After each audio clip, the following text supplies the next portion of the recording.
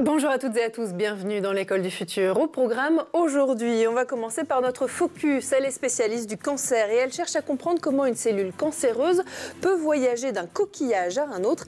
Elle vient d'obtenir le prix Jeune Talent de la Fondation L'Oréal UNESCO. Elle s'appelle Alicia Lopez-Bruzos et elle est notre rôle modèle du jour. Et puis il a une idée derrière la tech, Alexandre Ezrea est avec nous aujourd'hui. Bonjour Alexandre. Bonjour Philippine. Elle va être l'objet de votre chronique aujourd'hui. On parlera de Free qui offre maintenant l'IA de Mistral AI à ses abonnés. On voit ça avec vous dans un instant. Et puis c'est notre sujet du jour. Aujourd'hui, on va parler d'un thème, d'un sujet qui concerne des milliers de familles chaque année, l'orientation scolaire et la plateforme Parcoursup. Bien sûr, avec quelques questions. Comment aider nos ados à trouver leur voie sans subir de stress ni de pression? Et qu'est-ce qui se cache vraiment derrière ces choix d'études supérieures? On ouvre tout de suite le débat justement pour comprendre les enjeux de l'orientation dans un monde où tout bouge très vite. Et on va en parler avec notre invitée du jour, Sarah Feor. Bonjour. Bonjour Philippine. Soyez la bienvenue sur le plateau de l'école du Merci. futur. On est ravis de vous recevoir. Vous êtes la cofondatrice de Compassup, une nouvelle plateforme justement pour aider ces jeunes dans leur orientation. On en parle dans un instant, juste après le focus. Scientifique d'abord, post-doctorante à l'université Caen Normandie, spécialisée aussi dans la recherche contre le cancer. Alicia Lopez-Bruzos est une personnalité à suivre et récemment distinguée par le prix Jeune Talent de la Fondation L'Oréal UNESCO pour les femmes et la science. Elle est notre rôle modèle du jour et c'est un portrait signé Dylan Kohler aujourd'hui. Y vamos a saludar precisamente a una de esas investigadoras, es Alicia Bruzos, investigadora postdoctoral en la Universidad Caen Normandía en Francia. Buenas tardes. Buenas tardes. Nous célébrons aujourd'hui une étoile montante de la science, Alicia Lopez-Bruzos. Cette jeune chercheuse d'origine espagnole vient de remporter le prestigieux prix Jeune Talent L'Oréal UNESCO pour les femmes et la science. Une reconnaissance qui met en lumière un travail aussi captivant qu'inédit. Imaginez un instant, si des cancers transmissibles chez les organismes marins pouvaient détenir des secrets sur cette même maladie, mais à échelle humaine. Eh bien, c'est ce qu'explore la postdoctorante à l'université de Caen Normandie. En quête de réponses dans les profondeurs de la mer, ces découvertes pourraient ouvrir de nouvelles voies dans le traitement de cette maladie complexe. Le cancer étant la première cause de mortalité prématurée en France. Le prix qu'elle a reçu n'est pas qu'une simple récompense, mais un véritable encouragement dans la poursuite de son travail. Alicia Lopez-Bruzos prouve aujourd'hui que la curiosité et la détermination peuvent mener à des avancées majeures dans la recherche scientifique. Avec son enthousiasme et son engagement, elle montre que les femmes ont un rôle essentiel à jouer dans un secteur principalement masculin. Rôle qu'elle représentera bientôt à la tête de son propre laboratoire à Brême, en Allemagne. Une figure modèle qu'on ne manquera pas de suivre de très près dans les années à venir. Y por supuesto, muchísimas gracias al Foro Iberoamericano de los Recursos Marinos y la Acuicultura y a ti por dejarme compartir con vosotros esta historia. Muchas gracias. Allez, maintenant on va faire un focus sur Parcoursup, bien sûr, et l'orientation des jeunes. Parce qu'entre les spécialités à choisir au lycée, la multitude de cursus possibles aussi, et puis la fameuse lettre de motivation, on va voir ensemble comment aider les élèves à faire des choix éclairés. Et justement, on va le faire avec notre invité tout de suite. On démarre dans la première partie du talk. Et notre invitée, justement, Sarah Feor, vous êtes la cofondatrice de Compassup. Alors justement, vous êtes ici pour nous parler de ces enjeux d'orientation, d'études supérieures, de ces choix qui sont parfois compliqués, souvent compliqués et difficiles pour les familles, pour les étudiants aussi. On est en plein dans cette période-là de Parcoursup. On va en parler avec vous. D'abord, vous venez nous présenter cette plateforme que vous êtes en train de monter qui s'appelle Compassup. C'est ça, cette application. Alors, Compassup, c'est l'application qui vient connecter les lycéens avec les formations dans lesquelles ils vont pouvoir s'épanouir et réussir, parce qu'aujourd'hui les lycéens sont perdus et anxieux, comme vous l'avez indiqué, face à Parcoursup. Je crois que plus de 83% d'entre eux s'avèrent très stressés. Donc on a créé cette application pour leur permettre d'alléger le stress et d'être sûr de faire des choix éclairés au final. Donc pour cela, le fonctionnement de l'application est très simple. Ils nous renseignent leur centre d'intérêt, leur spécialité, dans quelle région ils veulent étudier. On a toute une liste de critères qui va nous permettre de trouver leur goût et leur profil. Et à partir de ça, on va venir leur recommander des formations qui matchent avec leurs envies, des formations qui sont sur Parcoursup. Et à partir de cela, ils vont pouvoir se constituer une liste de vœux sur mesure qu'ils vont ensuite pouvoir ajouter sur Parcoursup. Voilà. D'accord. Alors ça, vous avez, parce que vous êtes vous-même étudiante aussi, il faut l'expliquer, à Sciences Po. C'est ça. Comment vous est venue l'idée? Est-ce que vous-même, vous avez eu des difficultés dans votre parcours justement pour choisir votre orientation? Oui, alors j'ai l'habitude de dire que j'ai passé plus de temps à chercher mes vœux sur Parcoursup qu'à réviser mon bac. Et tout simplement parce que sur Parcoursup, il y a 10 vœux. Je savais que je voulais faire Sciences Po, c'était mon coup de cœur. Mais je n'étais pas sûre d'être acceptée parce que c'est un processus qui est très sélectif. Et donc, il fallait trouver d'autres études dans lesquelles je m'épanouirais. Et ça m'a pris énormément de temps parce qu'il y a plus de 24 000 formations aujourd'hui sur Parcoursup. Chercher celle qui nous correspond, ça revient à chercher une aiguille dans une botte de foin.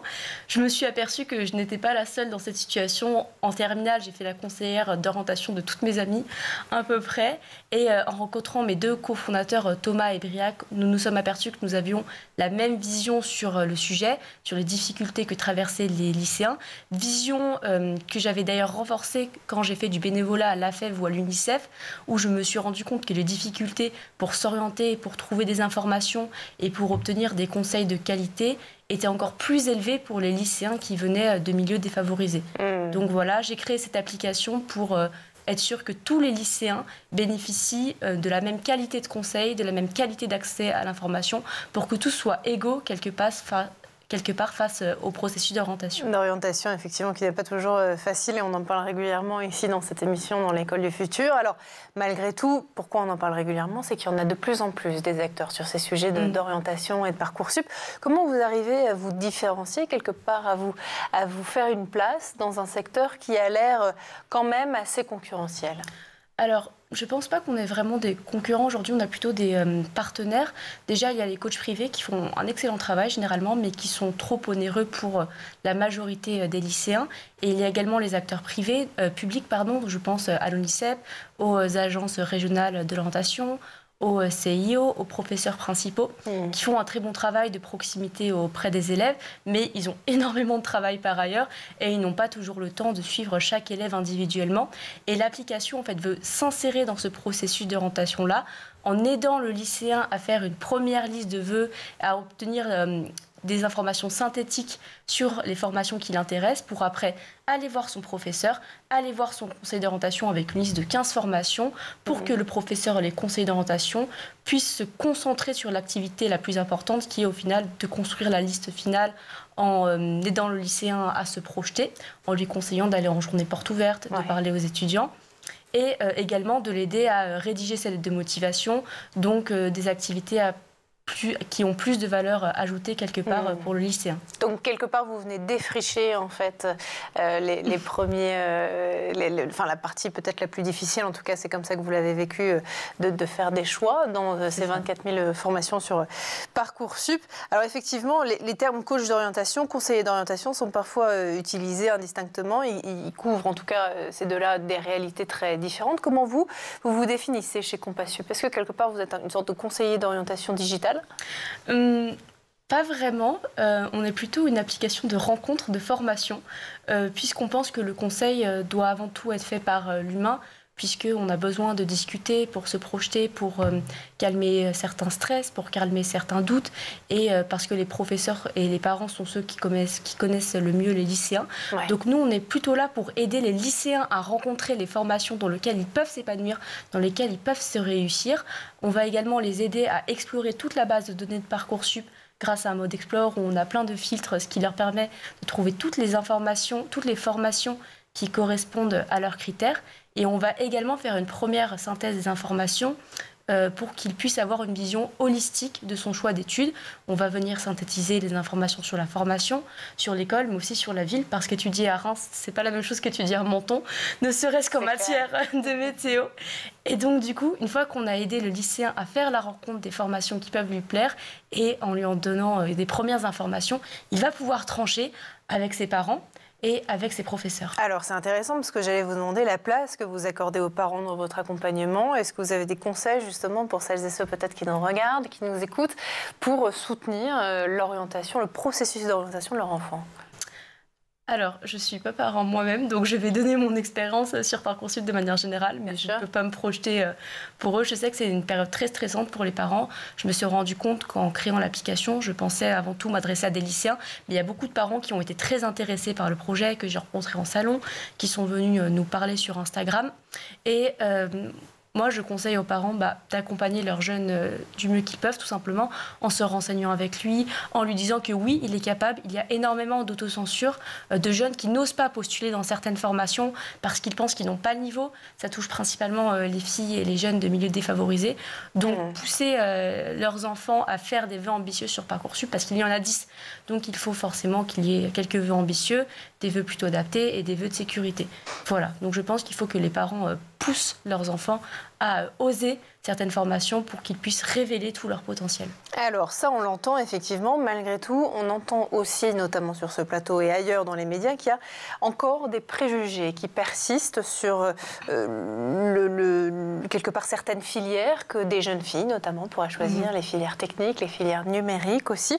Des métiers pourtant d'avenir, des filières d'avenir, mais qui manquent aujourd'hui de talent et notamment de talent féminin. Est-ce que, d'une manière ou d'une autre, vous arrivez aujourd'hui à pousser, est-ce que c'est votre ambition ou pas du tout, et ça pourrait aussi être expliqué, mais de pousser dans votre application des filières qui ne sont pas forcément aujourd'hui choisies par des jeunes, que ce soit des filières d'avenir ou alors des filières, je ne sais pas, agricoles, etc., qui manquent aujourd'hui de talent.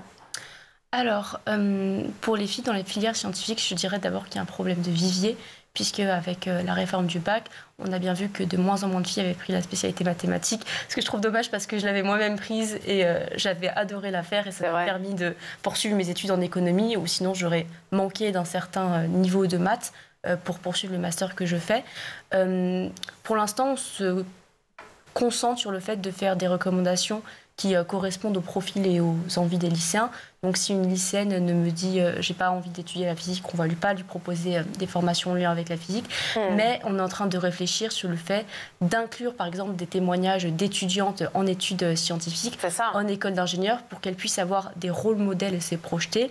Et on est en train de réfléchir aussi à potentiellement tout de même proposer des vidéos de découverte sur ces études scientifiques aux jeunes filles qui ont suivi des spécialités scientifiques, pour qu'elles puissent se dire « Ah, mais en fait, je pensais que ce n'était pas pour moi, mais je peux y aller ». Je vous dis ça effectivement parce qu'on va en parler dans la deuxième partie du talk, mais parce que nombreux sont les acteurs qu'on reçoit et qui proposent effectivement des approches différentes de l'orientation, du choix, et certains notamment, et je pense à Avenir, qu'on a reçu récemment, que vous connaissez bien sûr, qui travaillent justement avec certaines filières, notamment les filières agricoles ou les filières techniques, pour les mettre en avant et pour essayer d'être un vivier, etc. Donc peut-être juste avant le lancement du ZAP, vous posez cette question, comment vous tout à l'heure, l'une de mes premières questions, c'était comment vous vous différenciez de ces autres acteurs, parce que c'est vrai qu'ils sont nombreux. En fait, vous voyez, il y a plein de startups, je pense à Avenir, il y en a plein d'autres qu'on reçoit. C'est pas forcément évident de se faire une place dans le secteur de l'orientation aussi. Puis j'imagine que l'ONICEP, Parcoursup aussi, a peut-être un regard différent sur ce que vous proposez. Est-ce que vous êtes des concurrents ? Alors, j'ai discuté avec l'ONICEP, j'ai discuté avec les agences d'orientation. Je reçois la directrice du digital d'Article 1 en table ronde demain, d'ailleurs. Donc, j'ai la chance d'échanger avec ces interlocuteurs et je pense qu'on est complémentaires. Ils nous ont aidés, ils nous ont donné des conseils. L'ONICEP fait un super travail d'information. D'ailleurs, on a pu récupérer certaines de leurs informations. Voilà, ils se concentrent beaucoup sur de la présence dans les salons, sur des conseils d'orientation, sur le fait de produire de l'information. Et nous, on veut utiliser toutes leurs ressources pour les rendre plus accessibles auprès des lycéens. Et je pense qu'un des gros facteurs différenciants de notre produit, c'est le fait que ce soit une application mobile ludique qui permet aux lycéens de trouver son orientation en y passant 5 minutes par jour en fait dans le bus par exemple. Donc on leur fait des recommandations quotidiennes de formation qui peuvent ensuite balayer à droite ou à gauche comme sur une application de rencontre, donc de manière ludique, ce qui va leur donner envie de s'y mettre un peu tous les jours et de ne pas paniquer 2 semaines avant la fermeture de Parcoursup. Donc je dirais que le côté vraiment ludique et qui respecte les codes de la nouvelle génération, c'est ce qui nous distingue probablement le plus parmi les modalités d'action des acteurs les plus traditionnels. Réduire le stress, en tout cas, de ces jeunes et de leurs parents. On l'a compris, ça fait partie de vos missions. On va continuer à en parler ensemble, Sarah, dans un instant. D'abord, on fait juste un petit tour du côté de la planète tech. D'abord, donc, images et vidéos, c'est le meilleur d'Internet, c'est le Zap et c'est l'œil de Jean Martineau. Do ants prefer Coke or Pepsi? This is the perfect experiment because humans pick their favorite off of marketing a lot of the time because we're easily manipulated. But you know who's immune to marketing? That's right, ants. That being said, my prediction is that Coke universally tastes better, regardless if you're a human or a bug. It's crazy to me they're so light that they can walk on top of a droplet of Pepsi and it stays there like it's Jell-O.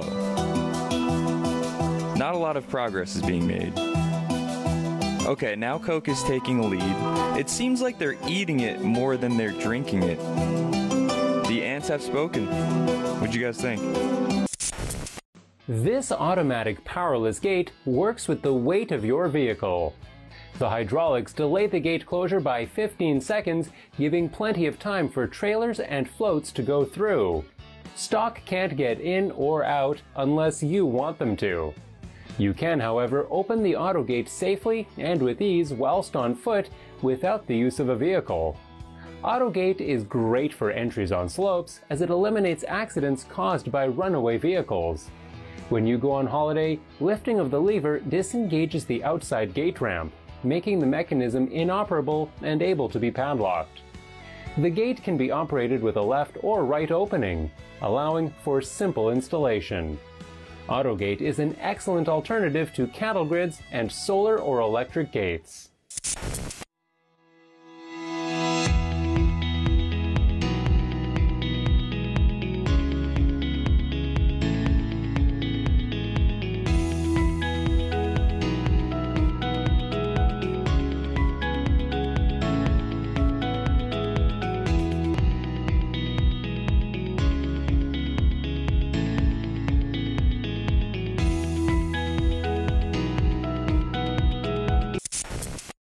An innovative solution to the parking space problem, part garage, part vending machine.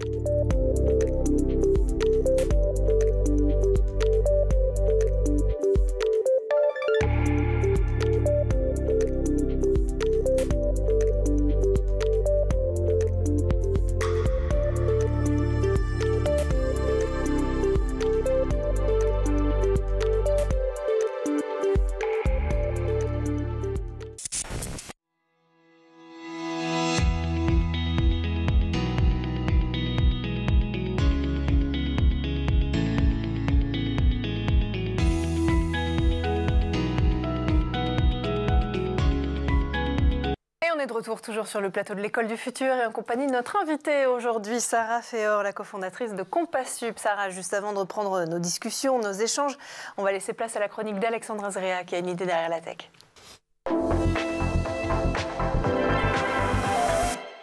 Avec vous aujourd'hui, Alexandre, on va parler d'une annonce qui bouscule complètement le marché des télécoms et qui a fait un grand fracas. Free Mobile intègre gratuitement le Chat Pro, c'est l'intelligence artificielle payante de Mistral AI pour ses abonnés. Qu'est-ce que ça signifie concrètement ? Oui, alors c'est une annonce qui marque un tournant dans une semaine remplie de nouvelles pour l'IA en France.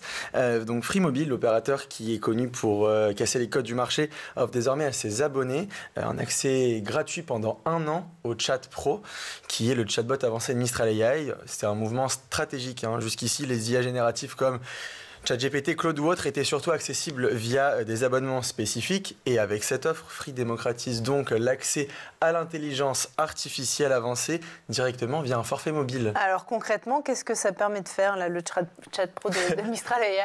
C'est un assistant conversationnel et souverain aussi, car français, qui permet aux utilisateurs de rédiger des textes, traduire, générer du contenu, analyser, synthétiser des documents ou encore interagir avec un assistant avancé pour du support, la programmation ou même de l'aide administrative. L'idée ici, c'est que les abonnés de Free puissent utiliser une IA souveraine et performante sans avoir à payer un abonnement supplémentaire, contrairement à ce qui se fait par exemple avec OpenAI. Vous avez peut-être déjà des abonnements Tout live. à fait. Et ça coûte cher. Oui. Je suis bien d'accord. Alors pourquoi Free a fait ce choix ?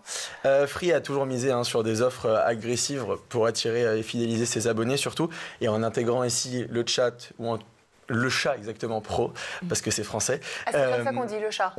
C'est ce que Arthur Mensch, le CEO de Mistral, dit, donc je vais essayer de répliquer ce qu'il dit. Donc le chat pro Mistral AI ajoute ici une valeur perçue énorme, sans augmenter le prix des forfaits. C'est ça qui est hyper important ici. C'est aussi une manière de se différencier de la concurrence à un moment donné où les opérateurs télécoms se battent toujours plus sur les qualités du réseau et bien sûr les abonnés. Donc avec cette offre, Free devient le premier opérateur à intégrer une IA avancée dans ses services mobiles au monde. Et il y a bien sûr ici une dimension complètement stratégique. Mistral, qui est une entreprise française qui vise à concurrencer OpenAI en s'associant avec eux, forcément, Free met aussi en avant la souveraineté de la France et de la souveraineté aussi européenne, en matière de géants et face aux géants américains. Surtout que je finis juste là-dessus, on est quand même sur une semaine extrêmement stratégique pour la France avec l'IA, où la France a annoncé hier 109 milliards sur l'IA. Rien que ça. Alors vous voyez, j'ai envie de vous couper tellement je suis excitée à l'idée de comprendre pourquoi Mistral AI. Allons-y. Et surtout, est-ce que c'est une intelligence artificielle crédible face à ChatGPT par exemple? Oui. Complètement, c'est ça qui est super intéressant. Mistral AI qui a récemment levé plus de 400 millions d'euros s'est imposé comme l'un des acteurs les plus prometteurs en France et en Europe. Le Chat Pro ou le Chat Pro repose sur des modèles open source avancés qui rivalisent avec ceux de OpenAI pour certaines tâches spécifiques comme par exemple le traitement du langage en français spécifiquement ou la personnalisation des réponses. Il peut même être plus pertinent parfois que ChatGPT, ce qui là n'est pas négligeable. Ce partenariat avec Free donc pourrait aussi permettre à Mistral d'améliorer encore ses modèles en ayant accès aux ressources de millions d'utilisateurs. J'imagine. Alors est-ce que ça pourrait inspirer aussi d'autres opérateurs télécoms à proposer des services IA similaires? Très probablement, j'ai envie de vous dire. Free vient de créer un peu un précédent comme ils savent le faire en intégrant l'IA Premium dans son offre mobile. On peut s'imaginer que des acteurs comme SFR, Bouygues ou autres pourraient suivre la même voie avec d'autres hackers, mais ici peut-être pas français, on pense peut-être à OpenAI ou Claude. On pourrait même imaginer maintenant des forfaits mobiles avec des offres IA personnalisées, comme un accès premium à un assistant vocal avancé ou des outils pour le travail ou la productivité à voir. Ça serait une belle révolution en tout cas. Et pour les abonnés, est-ce que ça va vraiment changer d'une manière ou d'une autre leur usage de leur portable, de leur mobile? Oui, ça pourrait transformer un peu la manière dont ils utilisent et interagissent surtout avec leur téléphone portable aujourd'hui. On sait que l'IA est principalement utilisée via des applications spécifiques, mais demain, elle pourrait être intégrée un peu nativement dans les services mobiles, que ce soit un répondeur ou autre.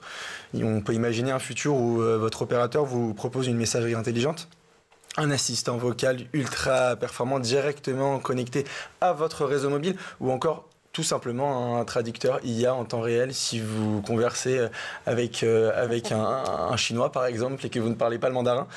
Donc l'annonce de Free, je pense qu'on est là sur un tournant qui va peut-être permettre à la téléphonie de venir être augmentée par l'intelligence artificielle.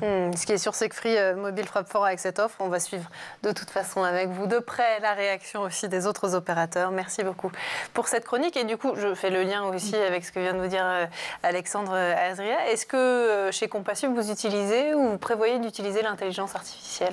Alors, on utilise déjà de l'intelligence artificielle pour venir faire la synthèse de toutes les informations sur les formations qui sont disponibles sur le net. D'accord. Et on est en train de prévoir d'intégrer plus d'intelligence artificielle pour venir améliorer la précision des recommandations qu'on est en train de faire aux lycéens vis-à-vis des recommandations. Et ben voilà, peut-être que justement vous allez continuer à mettre l'intelligence artificielle au service de l'orientation. On va continuer à en parler ensemble tous les trois. D'abord, on lance la deuxième partie du talk ensemble.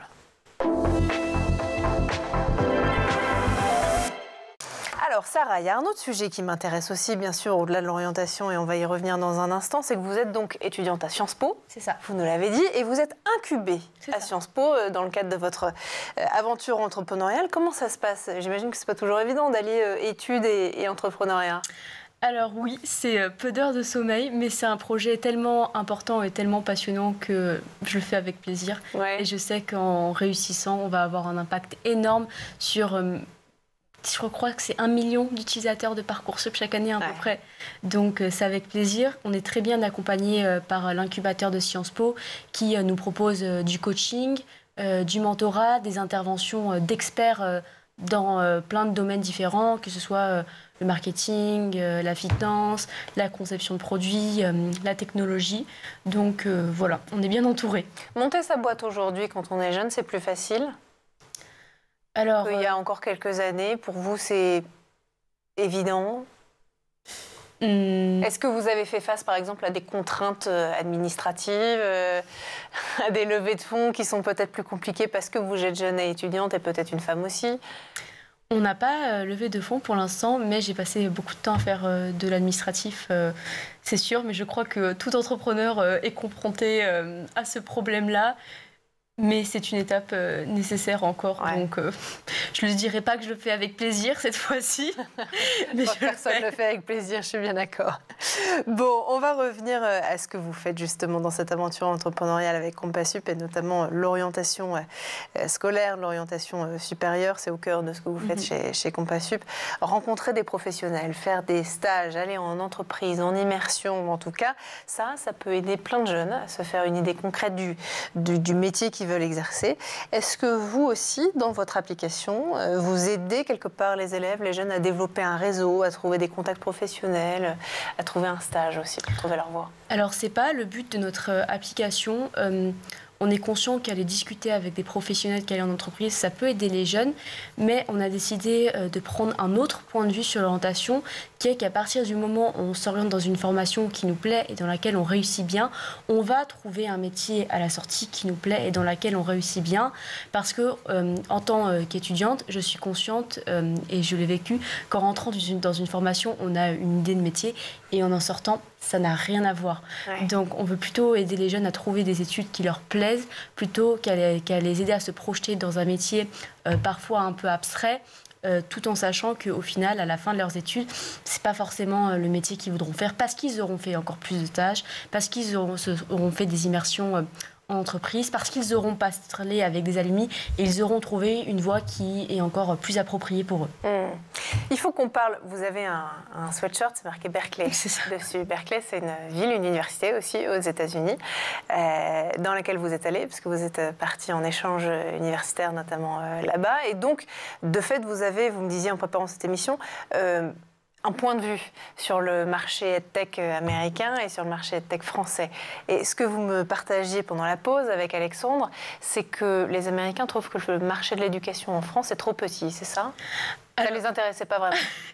Alors non, pour Berkeley, le marché de l'éducation française, de l'orientation plus spécifiquement, c'était un marché trop petit pour eux.